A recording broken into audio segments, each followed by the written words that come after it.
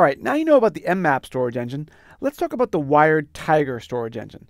This storage engine is not turned on by default inside MongoDB in 3.0, but it offers some interesting features, and for a lot of workloads, it is faster. The first is that it offers document-level concurrency. Now, we don't call it document-level locking because it's actually a lock-free implementation which has an optimistic concurrency model where the storage engine assumes that two writes are not going to be to the same document. And if they are to the same document, then one of those writes is unwound and has to try again, and it's invisible to the actual application. But we do get this document-level concurrency versus collection-level concurrency in the mmap storage engine, and that's a huge win.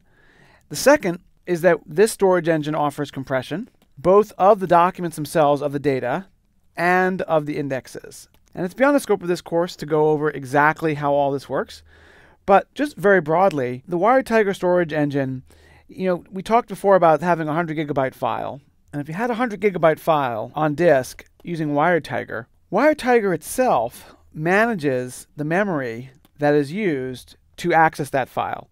So the file is brought in pages, and the pages can be of varying sizes. And WiredTiger decides which blocks it's going to keep in memory and which blocks to send back to disk. So it's because WiredTiger is managing its own storage that WiredTiger can, for instance, compress, because what it does, you don't want to keep it compressed in memory, because when you have read accesses to a document, if they hit memory or they hit your cache of data that's in memory, you don't want to have to decompress it. And with WiredTiger, you don't have to because it's kept in the clear in memory. But before they write it out to disk, they can compress it, and that saves a tremendous amount of space for certain types of data.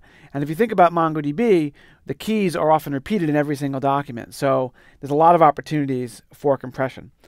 WiredTiger is also an append-only storage engine. There are no in-place updates. That means that if you update a document in WiredTiger, what they're going to do is they're going to mark that the document is no longer used, and they're going to allocate new space somewhere else on disk, and they're going to write it there. And eventually they reclaim the space that is no longer used.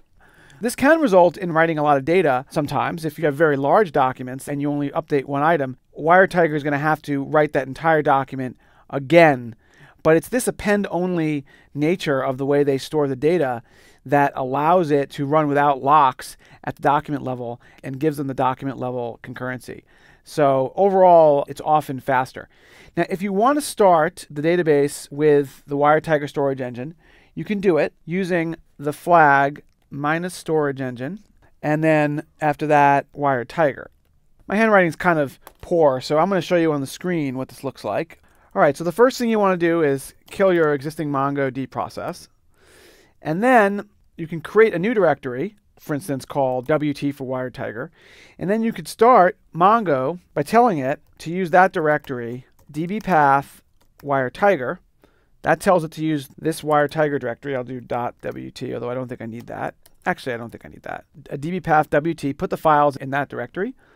And then I would need to give it the storage engine flag and then say WiredTiger. All right, so MongoD -dbpath. Normally it defaults to /data/db if you don't give it any arguments, but we need a new directory because the WiredTiger storage engine cannot open the files created by mmap v1. So if you have been running MongoDB on your computer, on your desktop, for example, and you kill it and you try to start it up using storage engine WiredTiger, it won't work because it can't read those files. So if we hit return, we can see that WiredTiger is starting and it's listening on 27017, and that if we just clear the screen and connect using Mongo, then we can do db.foo.insert name Andrew. And now we've written something into a WiredTiger based storage engine inside MongoDB.